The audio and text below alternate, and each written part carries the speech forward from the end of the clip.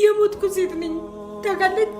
የሞትኩኝ ማለት ነው ሬሳ ማለት ነው። ስለዚህ እባክህ ቢያንስ በቃ ከልጄ ጋር በሰላም ልኖርበት። በቃ የመጣት በትብት ለምንድን ነው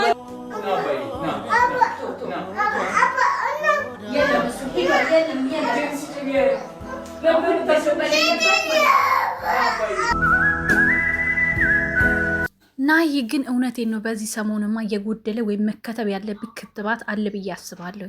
ጤና በጣም እያጠራጠረኝ ነው በዚህ ሰዓት ማለት ነው።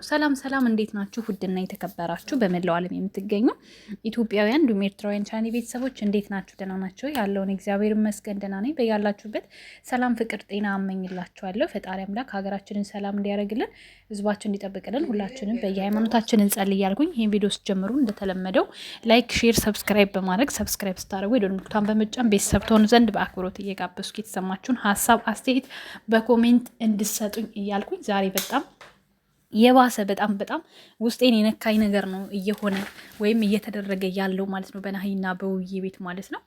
ዛሬ ግን በጣም አብዝተኸዋል ናሂ ማለት ነው። በጣም ልጄ የምትለው ሲጀመር አንተ ልጁን ያገኘው ከውብዬ አይደለም እንዴ? ከውብዬ በፊት ነው ከውብዬ በኋላ ነው ልጁን ያገኘው? ሲቀጥል ደግሞ ልጄ የምትለው አሁን አንተ ምን የሚነገር ታሪክ አለ? አሁን ለዚህ ልጅ ወደፊት ምን የሚነገር ታሪክ አለ? እስኪ በፈጠራችሁ እንደው ይሄ ታሪክ ይነገራል ብላችሁ ንገሩኝ። በእናቱ ላይ ሌላ ሚስት አንጥቶ የሄደ የዘሞተ ሰው ተብሎ እኮ ነው ልጅ ሰምቶ የሚያድገው። ልጅህን እኮ ሚስትህን ትተሃት ቤት የሄድክ ቀን ነው ልጅህንም ትተው የሄድከው። መውለድ እኮ በትምትል ይወልዳል ይላል ያገሬ ሰው አይደለ? ቤተሰብ እንኳን የሰው ልጅ ማለት መውለድ አይደለም ቁም ነገሩ መውለድ ሳይሆን ለልጅህ መስዋዕት መክፈል፣ ለልጅህ መስዋዕት መሆን ነው። ጭራሽ የሚመጣውን ልጅ እንኳን ራሱ አሁን ሆድ ውስጥ እያለ ስቃይ ነው የሆንክበት። ስቃይ እች ልጅ ባለቀሰች ቁጥር ጽንስ የራሱ ጫና የሚፈጠርበት ጫና አለው። ይሄን ታውቃላችሁ አይደለ? በጣም ነው የሚያስጠላው። ዛሬ ደግሞ ጭራሽ እሱ ፊት እየተመላቀስ መጨናነቅ። ይሄ ልጅ በአይምሮ ምን ይዞ እንዲያድግ ነው የምትፈልጉት እንዴ? ኧረ ተው፣ እያስተዋላችሁ እንዲያስተውሉ፣ በእውነት አስተውሉ። እንዴ ምን እየተካሄደ ነው ያለው? እኔ እኮ ድራማ ነው በሚል ኦኬ እያየን ነው እየሰማን ነው፣ ጥሩ ስቴፕ ነው። ግን ልጅ ፊት እየተደረገ ያለው ነገር እኔ ዛሬው ምንም አላስደሰተኝም። ምክንያቱም ልጁ ሕፃን ነው፣ የሚያውቀው ታሪክ የለም እዚህ ጋር ማለት ነው። ሲቀጥል ደግሞ ውብዬ ለእኔ ጀግና ናት። ቆፍጠን በይ። አሁንም ቢሆን ወደፊትም ቢሆን አለን ከጎንሽ። ሌላው ደግሞ ልጄን የመውሰድ መብት አለኝ ለምትለው ደግሞ ማን መብት ይሰጣ? አሁን ፍርድ ቤት ተገትረህ ምን እንደምትል እናይሃለን። ከሰሞኑ ፍርድ ቤት መገተር ስለማይቀር ማለት ነው። ልጅ እኮ የሚሰጠው ከወላጅ አንዱ የሚሰጠው በኃላፊነት ልጁን ማስተዳደር የሚችለው ማን ነው ተብሎ ነው። እንዳንተ በሚስት ላይ ሚስት ደርቦ መጥቶ አይደለም ልጅ የሚሰጠው። አንተ እኮ ትልቅና ከፍተኛ ወንጀል ነው ያለብን። አይ ይሄን ረሳው? ነፍሰ ጡርና የልጅ እናት ቤት ውስጥ አስቀምጣ ሌላ ሴት ማምጣት በራሱ ይሄ ራሱ ያስቀጣሃል። አንድ ልጅህን እንዳታገኝ የሚያደርግህ የመጀመሪያውና ዋነኛው ነገር በህግ ደረጃ ሲታይ የገቢ አንደኛ በህግ ፊት የሚታየው የገቢ ምንጭ ነው። ሁለተኛ ማንነት ነው። ለምሳሌ ማንነት ሲባል እናት ወይም አባት ምን አይነት ሱስ አለባት፣ የምትወጣው የምትገባበት ሰዓት ይታያል። ገባ? የገቢ ምንጭህ ይታያል። ያ ታይቶ ነው ከእናት ወይ ከአባት የሚሰጠው። ሲቀጥል ደግሞ ልጁ ከ7 ዓመት በታች ስለሆነ ይሄ ልጅ ገና እናቱ ጋር እንዲቆይ ተደርጎ እናቱ ከእናት የሚለይበት ምናልባት እናት ሱሰኛ ከሆነች ወይም ደግሞ መጥፎ ነገሮች ካሏት የአእምሮ ችግር ምክል ካለባት ብቻ ነው ወደ አባት ሊሄድ የሚችለው ልጅ። ይሄን እነግራለሁ። ካላወክ መቼስ ልንገር ብዬ ነው። ከዛ ውጭ ግን አንድ ልጅህን የመውሰድ መብት የለም። እየመጣህ የማየት መብት እንጂ ያለ የመውሰድ መብት የለም። ከውብዬ ላይ ወደድክም ጠላህም በወር ብር ትቆርጣለህ፣ ካለች ገቢ ላይ ትቆርጣለህ። ከዛ በኋላ ልጁ የሚሆነው እናቱ ጋር ነው። ማየት ስትፈልግ እየመጣ ማየት ትችላለህ። እሷም ላይ ሆነ ልጅ ላይ የሞራል ጫናል የሚያስከትል ነገር ይዘ ነው የምትመጣው። ፊትህን ዘፍዝፈህ ቁጣ ቃል እየተናገር ፊቱ ላይ እናቱን እያስፈራራ አችልም ማየት። እንደ ህግ እኮ እናውቃለን። ምን ሆነ ነው አልገባኝም። እኔ እንዴ የዛሬ ፉከራ እኮ በቃ እንዴት እንደሆነ አልገባኝ።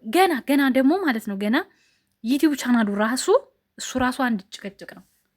ደግሞ ይሄንን እንዳትወስዱ አደራችሁን። ይሄ የገቢ ምንጭ አያውቀውም ይሄ መንግስት እስካሁን ድረስ። ወደፊት ነው ገና ፕላን እያደረገበት ያለው።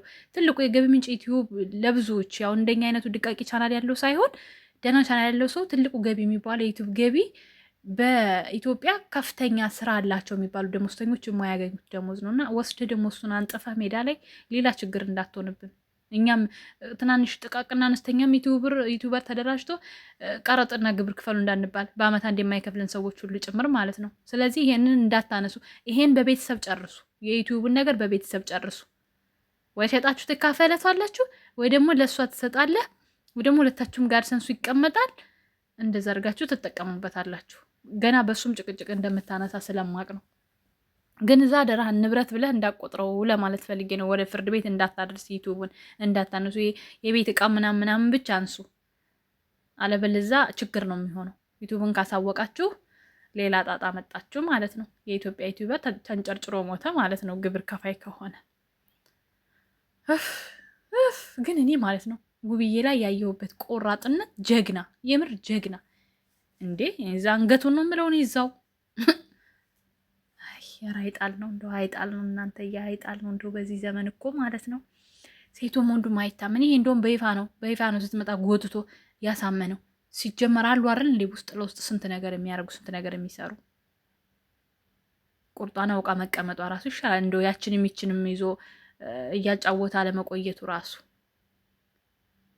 እኔ ለማንኛውም ማለት ነው አንዳንዴ የምለው ነገር ሁላ ይጠፋኛል። የምር የምናገረው ይሁን እንዴት ነው አለ አይደለ?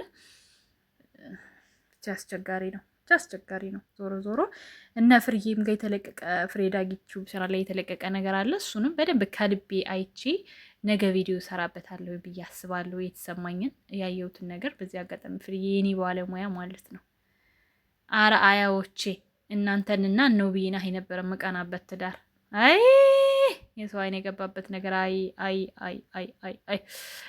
ያቺ ሜንጦ ሄልዬ ሄዳ ነው ዛሬ። ቆይ ደግሞ አንዴ እንደው ሲወርድባት የስድብ ናዳኔ ቢቀርብኝስ ብላ ወጣች እንዴ ከእንትኑ ከድራማው። ለማንኛውም ጥሩ ነው ግን ልጅ ፊት ሁለተኛ እንደዚህ አይነት ነገር አታደርግ እንዴ። ልጁ እኮ ምን የሚያውቀው ታሪክ አለ? ህፃን የሆዱን ታስጨንቃለህ ደግሞ እንደገና ከላይ ያለውን። ለማንኛውም ቤተሰብ ላይክ፣ ሼር፣ ሰብስክራይብ አድርጉ።